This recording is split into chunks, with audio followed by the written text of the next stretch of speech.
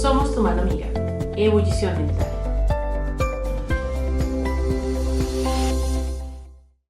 Hola, hola, bienvenidos a este segundo capítulo que vamos a trabajar sobre paternidad afectiva. Ya tuvimos uno primero, te invitamos a que te conectes y lo revises antes de estar en este porque hablamos acerca de obediencia y cooperación. Hoy seguimos con la maravillosa invitada Margarita Torrado, quien nos va a seguir compartiendo varios temas.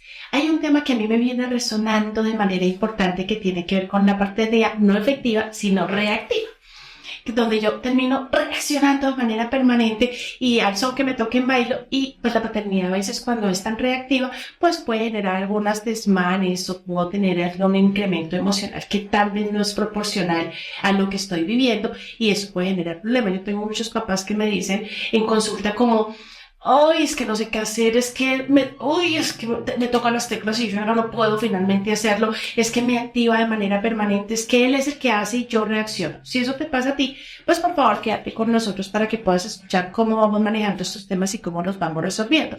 Margarita, buenos días. Mi hermosa, feliz de estar aquí. Muy bien. ¿Qué es eso de paternidad reactiva? Bueno, yo no sé si a ustedes les ha pasado que doy la instrucción. Mi hijo se llama Santiago. Santi, recoge los juguetes. Santi, recoge los juguetes. Santi, recoge los juguetes. Santiago Antonio, recoge los juguetes. ¿Sí? Y entonces, ¿qué ocurre? Él no recoge los juguetes finalmente y yo ya tuve un desborde emocional, ya exploté. Entonces, este ciclo de reacción ocurre porque doy una instrucción, la instrucción no se cumple, la repito, insisto, y como no obtengo lo que estoy queriendo que se haga, entonces empiezo a amenazar, a golpear, a culpar, para que finalmente se haga. ¿Y luego qué ocurre? Me siento culpable, porque digo, no era para tanto, ¿sí? No necesitaba que le diera una palmada, o no había necesidad de jalarme la oreja, ¿sí? Entonces me siento culpable. Y lo que pasa con este ciclo es que este ciclo se repite, y se repite, y se repite, y se repite.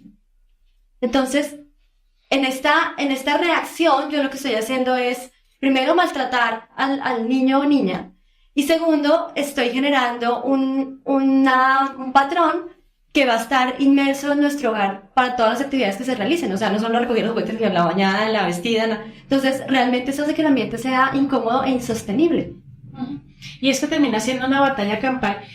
Normalmente no podemos pasar mucho tiempo con nuestros hijos. Bueno, después de la pandemia mejoró porque hay muchas personas que tienen trabajo en casa y como que organizan, pero en términos generales, la población, pues en la mañana tiene esos momentos de encuentro, muchos desagradables que dicen que la mañana es todo un problema para que se levante, problema para que desayune, problema para que se liste, y dicen cosas en consulta como: oye, es que es muy pachorrón, es que se demora, es que le pide permiso a un pie para mover al otro, es que no se dan cuenta que yo tengo afán, es que todos los días se demora, siempre lo dejo llorando y me lo llevo arrastrado por el camino para dejarlo en el jardín y se queda súper indispuesto, yo me voy muy mal de verlo llorar tanto, pero tengo tanta rabia que como que no sé ni qué hacer.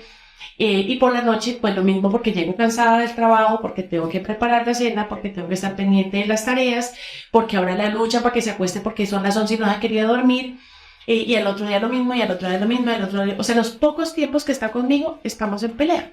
Entonces, pues es muy difícil porque la sensación es que estoy haciendo mal como mamá desde que mi hija siempre sufre tanto y se siente tan incómoda con esa situación. Y tenemos, digamos, amenazas, ¿no? Como, si subo no pierdo el viaje, ¿no? Como, finalmente, a ver, ya le advertí, y es el grito de manera permanente y la amenaza de manera permanente. ¿Cómo hacer para que no tengamos que llegar a ese tipo de cosas? Porque el patrón, creo que ya lo entendemos, ya lo hemos visto, creo que a muchos nos ha pasado, yo creo que a ti también te ha pasado de manera permanente, donde ya no sabes qué hacer, la pataleta todo el tiempo y a toda hora, como decir, como, Dios mío, es que es imposible, yo amo a mi hijo, pero ya no tengo dónde ponerlo, yo ya no sé qué más hacer. Entonces eso, pues, ¿qué hacemos? ¿Cómo lo resolvemos? ¿Qué podríamos trabajar? Lo primero es, hay que romper el ciclo. Pero para romper el ciclo necesito, primero, respirar. Es lo primero que hay que hacer. Entonces, ¿qué ocurre? Yo doy la instrucción: Santiago, recoge los juguetes. No sucedió nada. Santiago, recoge los juguetes. No sucedió nada. Entonces, lo siguiente que tengo que hacer es respirar. Y decir, ok, ¿qué es lo que está sucediendo conmigo con esta circunstancia? ¿Qué ocurre? ¿Qué es lo que me molesta?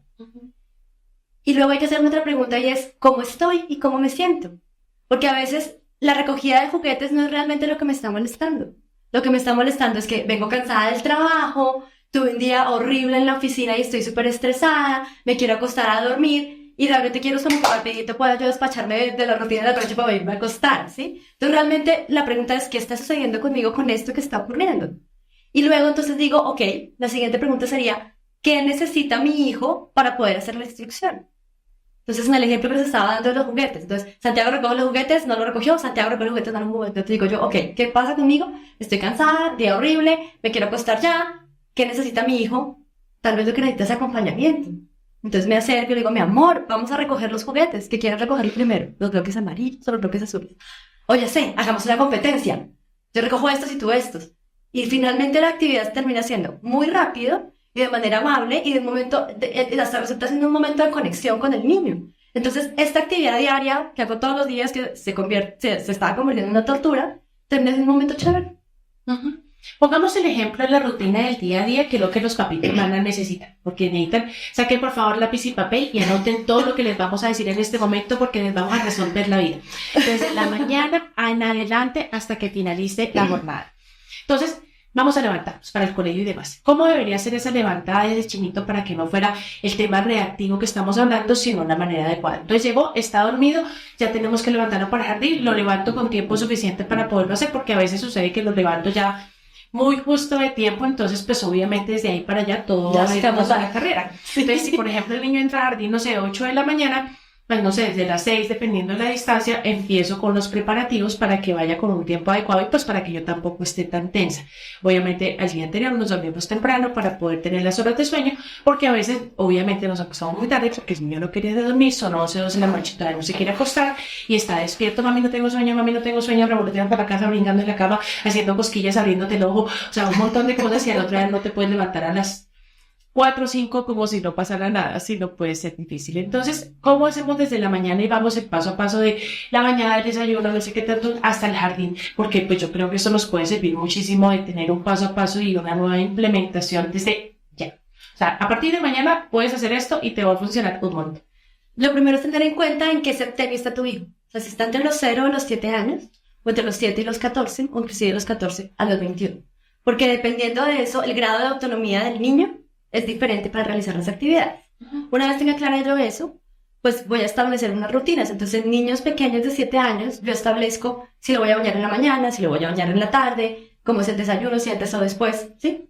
Entonces, primero es establecer como eso. Como los niños pequeños, su cerebro piensa en concreto. Es más fácil para ellos cuando lo realizamos en imágenes.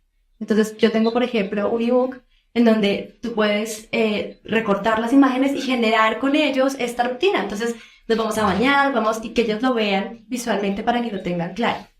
Y a partir de allí, yo comienzo a hacer esta instrucción. Claramente hay que mirar un tema de tiempo. Mi hijo de 5 años se demora 40 minutos desayunando. Es la realidad. Claro, yo adulta me tomo 10. Él necesita 40. Entonces, los tiempos, no puedo, o sea, si tengo que salir a las 6:30, no lo puedo levantar a las 5:30 porque 40 son de desayuno. Entonces, tengo que empezar a mirar y observar cuáles son realmente los tiempos que necesita mi hijo para realizar las actividades y asimismo acomodar los horarios. Entonces, digamos que lo primero es establecer las rutinas y establecer como los tiempos. Sería como lo primero. Una vez el niño tenga claro qué es lo que necesitamos realizar en este lapso de tiempo, yo lo voy acompañando paso a paso.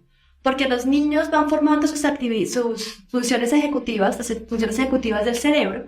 Estas se forman hasta los 21 años. O sea, se van formando desde que nacemos hasta los 21 años terminan. Y esta función lo que nos permite es como establecer la secuencia en la que voy a realizar las actividades. O sea, la que para los adultos es como, primero hago esto, luego hago esto, me programo, no sé qué, hago como la programación. Para que ellos puedan lograr eso, tienen que tener 21 años finalmente. Entonces, para yo acompañarlos, tengo que irlos poco a poco. Entonces, a niños pequeños les digo, acuérdate que primero nos vamos a bañar. Y luego bañarnos, ¿qué actividad sigue? Y el niño te va a responder, ¡ah, vestirnos! Entonces, lo voy acompañando que paso a paso vaya siguiendo la secuencia y pues con esta ayuda visual para hacer mucho más fácil entender qué es lo que va siguiendo. Muy bien. Digamos que ahí tenemos el ebook que finalmente tenemos, lo puedes descargar y demás y puedes tener la información en este momento, porque la idea es que vas, lo notas y lo puedes recortar para hacerlo. Yo lo he visto en varios pacientes en este momento en donde se les hace como un tablero de rutinas y ellos van colocando ahí, digamos, como hoy ya hice esta rutina y los van colocando con esos imanes como o con imanes de esos que hay como en las neveras. Hay varias empresas que, digamos, los generan y puede ser interesante para poderlo manejar y hacerlo. Entonces voy, me levanto. le canto canciones, lo consiento, le doy besitos, digamos que lo voy sacando de la cama paulatinamente, le voy preguntando la rutina, vamos a bañarnos, vamos a desayunar, voy tomando los tiempos, digamos, adecuados para poderlo manejar.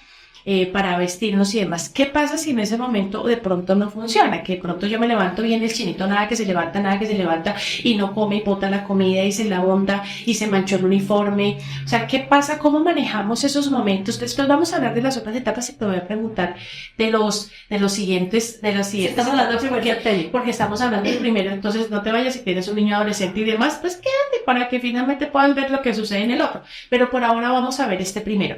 No funcionó. El chinito, a pesar de que yo fui la queridura total y finalmente le di besos y le canté canciones y mejor dicho así cual Cenicienta ya cantándole a los animalitos y no funcionó, ¿qué hago? O sea, el chinito me levanto, no quiero ir al colegio, no me quiero levantar, no quiero desayunar. ¿Cómo hacemos? Primero, como ya hablamos, miro qué sucede en mí con esto. Porque lo que hacen los niños es como reflejar esta incomodidad que tengo yo y ellos no saben cómo manejarlo. O sea, yo estoy incómodo, él va a estar incómodo también. Entonces, ¿qué es lo que está sucediendo en mí? Y luego, ¿qué necesita mi hijo? Mi hijo muchas veces en la mañana dice, no me quiero levantar. Y se tapa así con las cobijas. Y entonces, llamo a la creatividad y el juego a que me apoyen en las circunstancias, ¿sí? Entonces, ¿qué necesita mi hijo en ese momento? Acompañamiento para levantarse. ¿Cómo lo hago? Él se tapa con la cobija y entonces antes se me ocurrió un día, digo, ¡ah! Una lombricita, hay una lombricita. Y entonces empecé a meterme debajo de la cobija y hacerle así con la mano y lo desperté hasta que atacaba la risa y nos fuimos a bañar. Entonces hay que invitar al juego, a la diversión y claramente la conexión. Sin conexión no la logramos. Para poder hacer que el niño coopere, como lo hablamos en el capítulo anterior, con la actividad que sigue dentro de la rutina que tenemos establecida. Ok, muy bien. Está comiendo ya y no, a veces no quiere comer. Entonces, les desespera porque sí, pero coma, como no, como que apúrenle. Entonces uno se desespera y coge la cuchara y dice, entonces empieza a meterle la comida y decir, a ver, mastique. Y empieza a hablar, dice, no, hable ahorita coma y mastique y pase rápido, porque, a ver, muéstrame la boca, a ver, coma otra vez para detenerlo. Entonces empiezo a hacer cosas que él podría hacer ya por su propia cuenta, pero empiezo a hacerlo porque no, entonces espera que no se viste, entonces lo seco y lo visto, no quiere caminar, entonces lo alzo, o sea, como que termino haciendo cosas que ya por su edad podría hacer. ¿Cómo no llegar a eso? Porque entiendo el desespero, entiendo la llegada tarde, entiendo los problemas de los papitos si llegan tarde al trabajo, o sea, es que finalmente esta paternidad implica tiempo y muchas veces la gente no tiene tiempo. ¿Cómo no sentirse tentados a suplir la necesidad de esa situación que termina siendo algo muy reactivo, porque eso es paternidad reactiva, es decir, no coma, yo le doy, no se vistió, venga, lo visto, no fue, camine, lo llevo, arrastras, porque termino haciendo algo que es parte de lo que estamos hablando en este capítulo. Digamos que, bueno, el tema de la alimentación tiene mucha tela para cortar, pero digamos que básicamente el ideal sería que el niño tuviera la capacidad de escuchar su cuerpo y decir, no quiero comer más. Y lo que pasa es que yo como adulto típicamente sirvo una porción que yo considero que es, pero no necesariamente eso corresponde al apetito del niño, ¿sí? Puede ser que el apetito del niño hoy sea este y mañana sea otro. Entonces el tema de la comida tiene bastante. Yo creo que es importante poder decirle al niño, comes hasta que te sientas satisfecho y si no quieres más, pues no quieres más, ¿sí? Pero nosotros nuestra necesidad de que se vaya desayunado, que pobrecito, que no sé qué, entonces la termino embutiendo. Y realmente lo que hay que mirar es acudir a la consecuencia natural. Si no desayuna completo, pues va a sentir hambre antes de tiempo, antes del recreo en el colegio. Y lo que va a suceder es que el día de mañana, cuando venga otra vez, yo le digo, acuérdate que ayer sentiste hambre antes, desayuno completo, ¿sí? Pero nos da miedo mirarlo con esa naturalidad, ¿sí? Permitir que el niño viva la consecuencia de lo que está sucediendo, nos da miedo. Nos da miedo que lo deje la ruta, por ejemplo. Entonces, si le deja la ruta, pues te tocó quedarte en casa hoy y no vas a ver a los amigos. Qué pesar. En el caso del niño que se muere por ir al colegio, ¿sí? Porque en otros casos, pues, por eso la conexión está clara. Uy, qué alegría. Y me demoro más para que me dejen la ruta. Eso. Entonces también, por eso es importante poder conectar con el niño y entrar en su mundo emocional. Porque todos somos diferentes y estamos pensando cosas diferentes, sintiendo cosas diferentes, aunque estemos viviendo la misma circunstancia. Cada quien cuenta el baile como lo vivió, ¿no? Eso nos pasa, pues, también con los niños. Yo creo que es muy importante poder mirarnos en ese comportamiento. Cuando yo empiezo a hacer cosas por el niño porque tengo afán, el mensaje oculto es, ¿sabes qué? Tú no puedes solo. ¿Y esto qué genera? Pues adultos temerosos, incapaces de tomar decisiones, de tomar acción, porque es que yo no puedo solo, ¿sí? Entonces le consulto a todos los amigos antes de tomar una decisión. O yo digo, mamá, mamita, ¿qué tengo que hacer con esto? ¿Qué es que no sé qué hacer? ¿Sí? Entonces, es como permitirle generarlo por él mismo, teniendo unos rangos de tiempo. ¿Qué manejo yo en mi casa, en mi cotidianidad? Tengo unos relojes de arena, porque para los niños no es muy claro el manejo del tiempo. El tiempo es una cosa como etérea, y ya hablamos que ellos piensan en concreto. Entonces yo tengo unos relojes de arena, entonces pongo el reloj de 20 minutos, se lo volteo y le digo, mi amor, tenemos este tiempo para desayunar. Cuando se está acabando, utilizo la anticipación y le digo, mira, mi amor, se está acabando. ¿Quieres comer más? Si quieres comer más, tienes que apurarte. ¿Sí?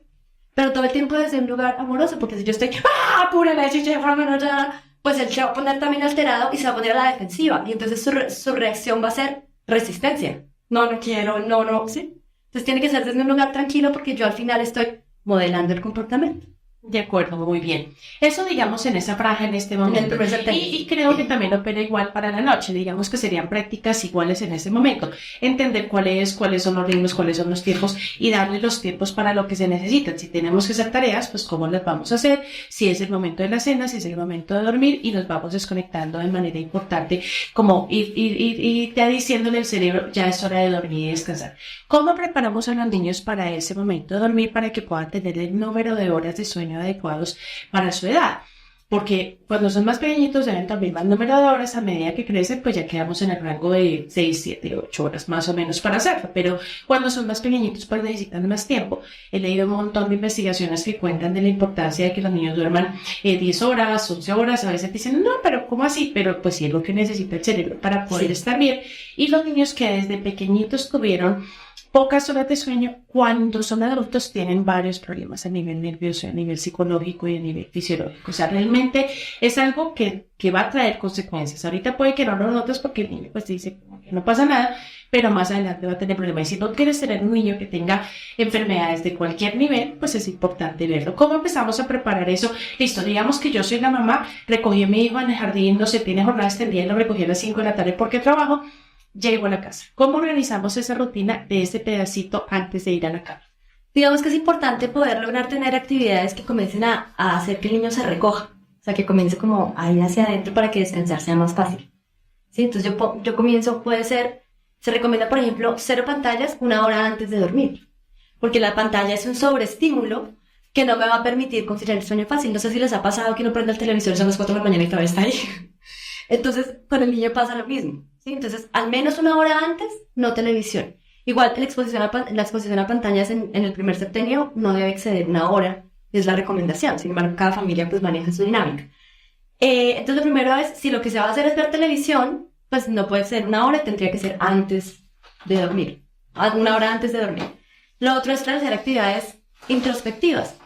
Leer cuento, que es como lo tradicional que vemos en las películas, colorear, armar juegos de mesa o hacer rompecabezas. Estas cosas son actividades que van hacia adentro. Entonces se recomendaría que la actividad antes de la cena sea una actividad como de introspección para que yo me voy como recogiendo. O en niños más bebés lo que hace uno es como bañarlos en la noche para que se relajen.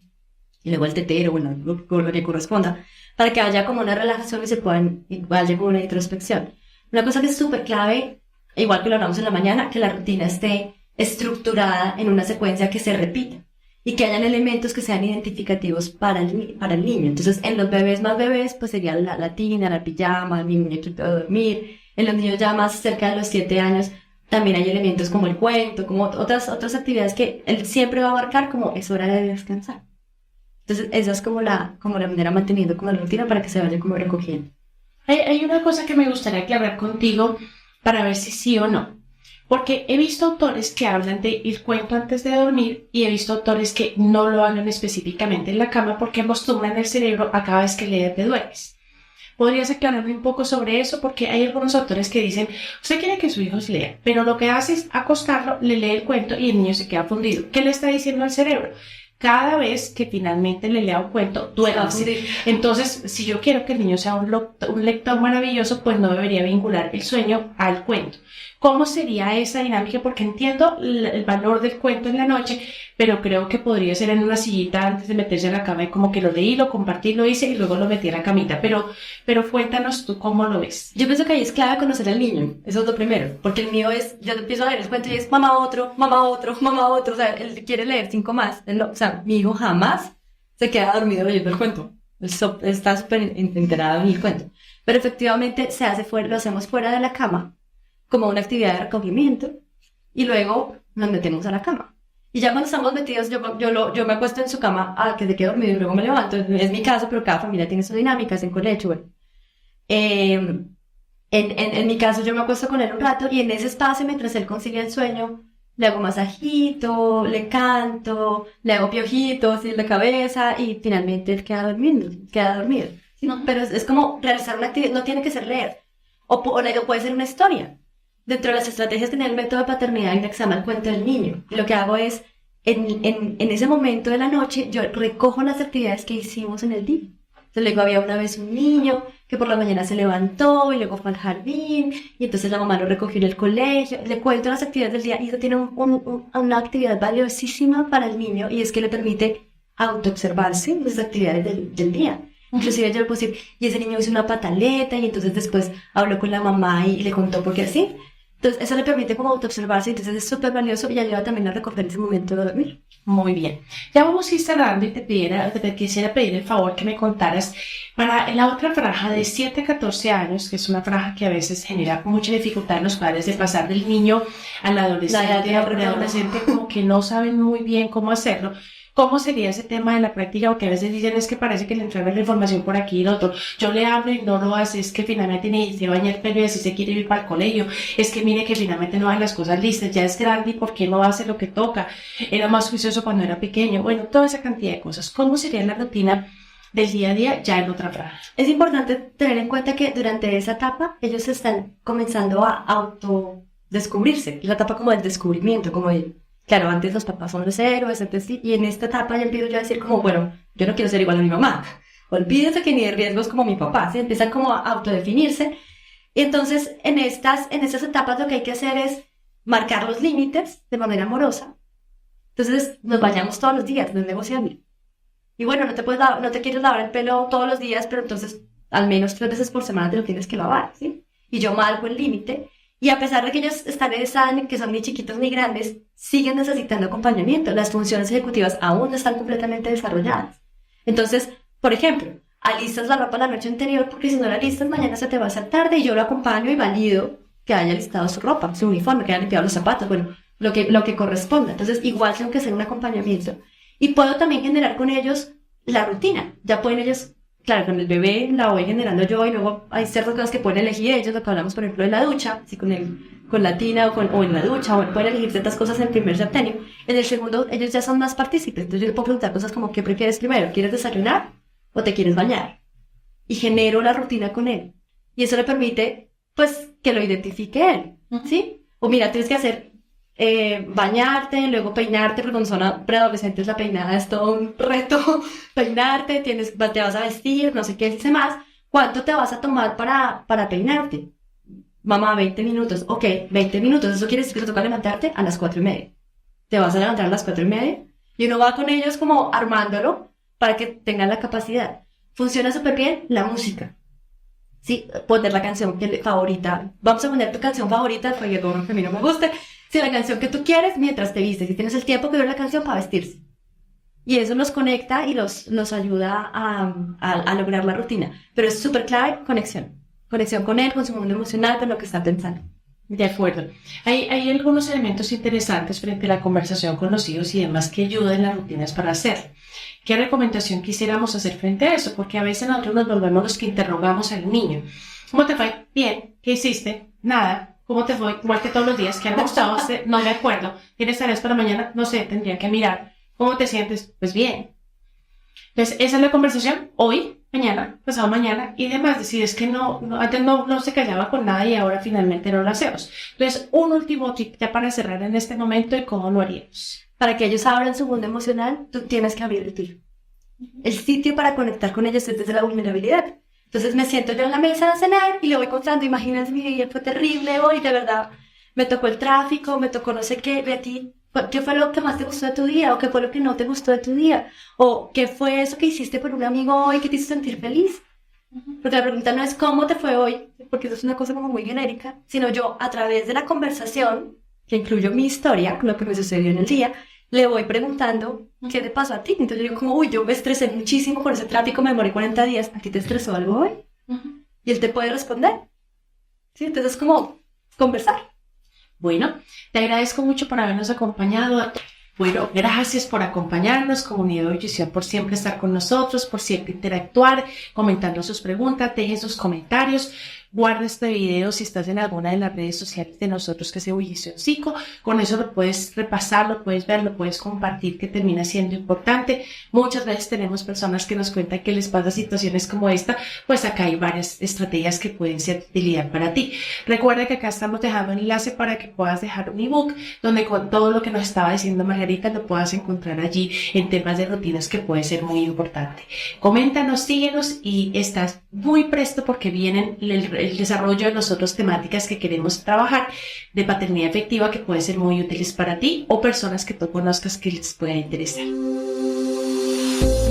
Somos tu mano amiga. Ebullición Mental.